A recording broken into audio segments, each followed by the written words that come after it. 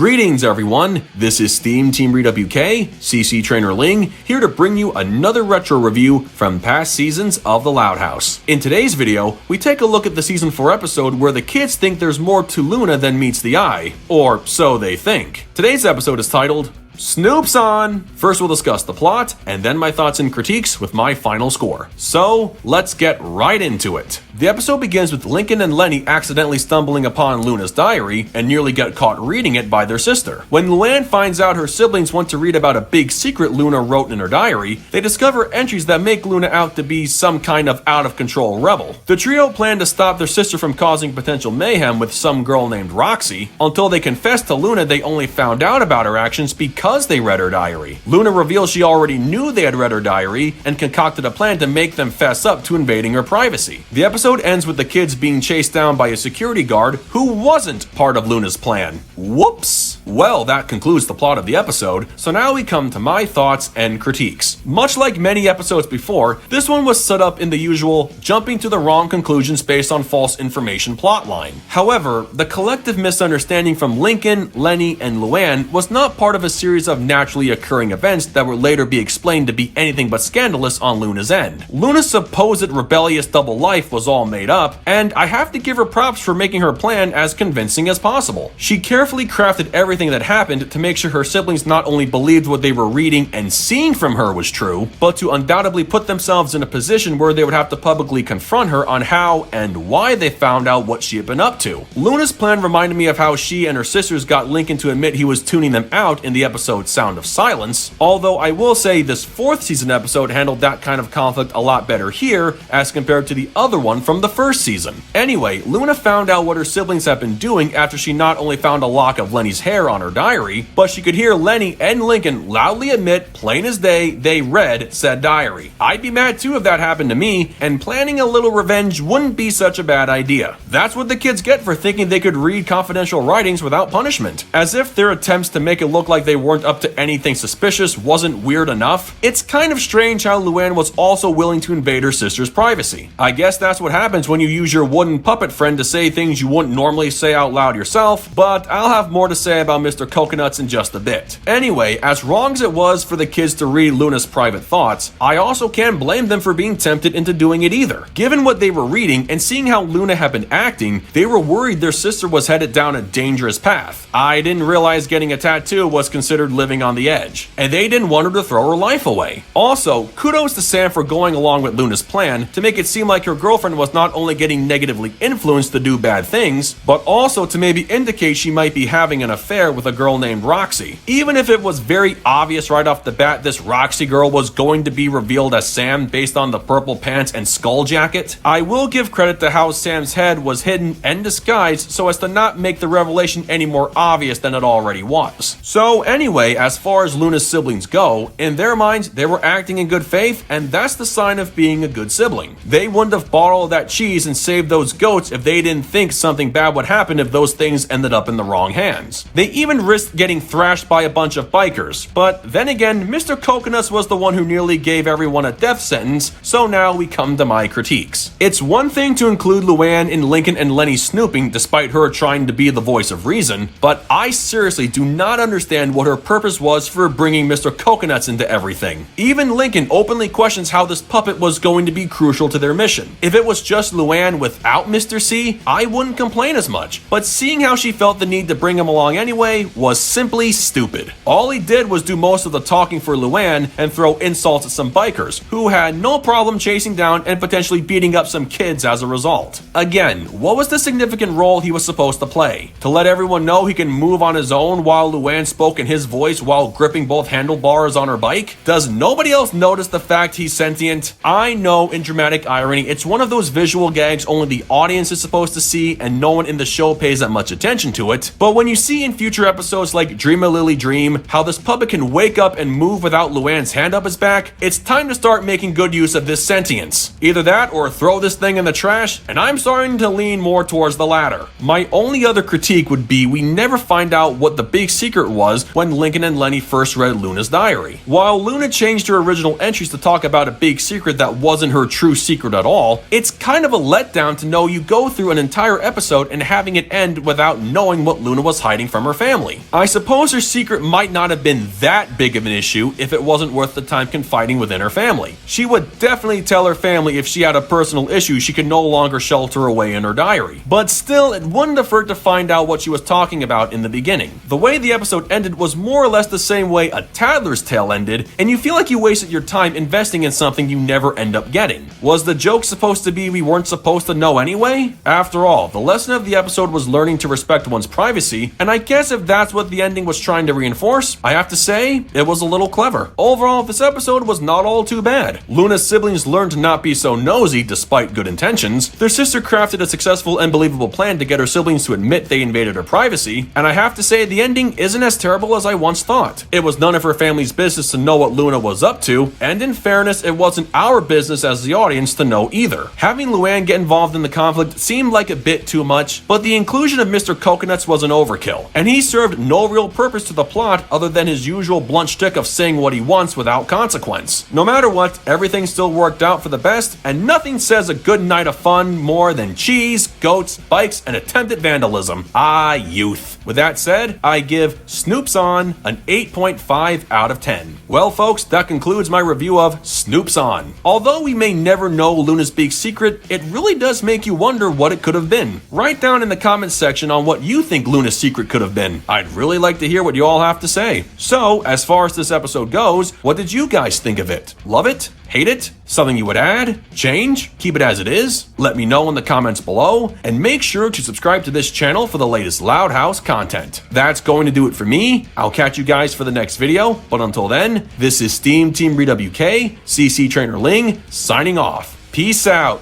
home slices.